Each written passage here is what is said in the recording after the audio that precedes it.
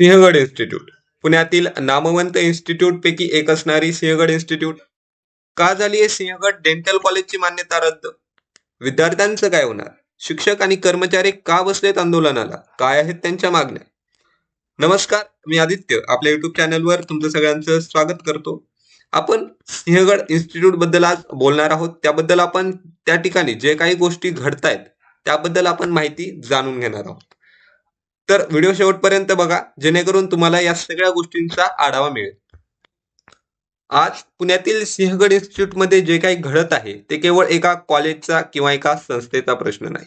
तो शिक्षण व्यवस्थेच्या अपयशाचा अर्थ आहे. आज आपण ज्या शिक्षकांकडे ज्ञान देणारे गुरु म्हणून पाहतो त्या शिक्षकाला जर स्वतःच्या मुलाच्या गरजा पूर्ण करता येत नसतील कारण त्याला त्याच्या प्रामाणिक कामाचा मोबदला मिळत नसेल, जर त्याला स्वतःचं भविष्य अंधारात दिसत असेल तर तो शिक्षक इतर विद्यार्थ्यांचं भविष्य उज्ज्वल कसं करणार?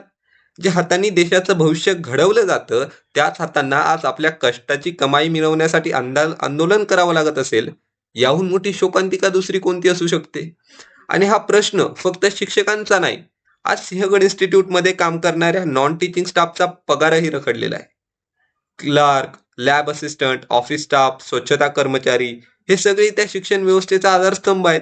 त्यांच्याही घरात चूल पेटावी लागते, त्यांच्याही मुलांची स्वप्ने आहेत.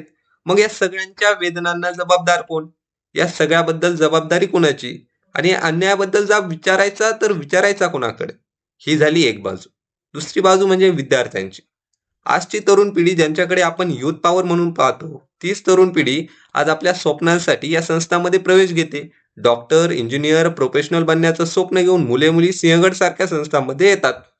पण आज जेव्हा कॉलेजची मान्यता रद्द होते, शिक्षण व्यवस्थेत गोंधळ माजतो, प्राध्यापक आणि कर्मचारी आंदोलनात उतरतात, तेव्हा या विद्यार्थ्यांच्या स्वप्नाची चुरगाळ होते.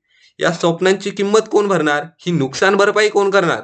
आज आपण एकीकडे म्हणतो भारत हा तरुणांचा देश आहे, पण दुसरीकडे त्याच तरुणांच्या भविष्यावर अनिश्चितपणे सावली पडत असेल तर त्या तरुणांनी जाब विचारायचा तर विचारायचा कोणाकडे? या घटनेची तिसरी बाजू म्हणजे पालकांची. ज्या आईवडिलांनी आपल्या कष्टाची कमाई आपल्या मुलांच्या शिक्षणासाठी खर्च केली, जे स्वतःच्या गरजा बाजूला ठेवून फीस भरतात, हॉस्टेल, पुस्तके, कोचिंग यासाठी पैसे उभे करतात, आज त्यांच्या कष्टालाही किंमत उरलेली नाही असं वाटतं. त्यांच्या मेहनतीचं काय? त्यांच्या विश्वासाचं काय? आज सिंहगड इन्स्टिट्यूटमध्ये जे काही घडत आहे, पगाराचा प्रश्न, मान्यता रद्द होणं, शिक्षक व कर्मचाऱ्यांची आंदोलने, विद्यार्थ्यांचं भविष्य धोक्यात येणं, या सगळ्याला जबाबदार कोण? संस्था मोठी आहे, नाव मोठं आहे, पण जबाबदारीची जाणीव नसेल तर नाव आणि इमारती उपयोगाच्या नाहीत.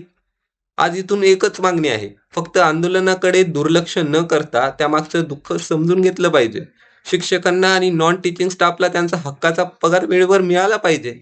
विद्यार्थ्यांचं शिक्षण आणि भविष्य सुरक्षित झालं पाहिजे आणि पालकांचा विश्वास पुन्हा मिळवला पाहिजे. हा प्रश्न फक्त सिंहगडचा नाही, हा प्रश्न संपूर्ण शिक्षण व्यवस्थेचा आहे. आज आवाज उठवला नाही तर उद्या ही आग आणखी पसरलेली दिसेल. चूक कुणाचीही असो पण जबाबदारी झटकून चालणार नाही. आज प्रश्न विचारण्याची वेळ आहे, कारण जेव्हा प्रश्न विचारले जात नाहीत तेव्हा अन्याय कायमचा रुळतो. अशा सगळ्या गोष्टी आपल्याला जाणून घेतल्या पाहिजे. आणि हा व्हिडिओ तुम्ही जेवढा होईल तेवढा शेअर करा जेणेकरून प्रत्येकाला या गोष्टीबद्दल माहिती होईल आणि प्रशासनाचं सुद्धा या गोष्टीकडे चांगल्या प्रकारे लक्ष केंद्रित होईल. धन्यवाद.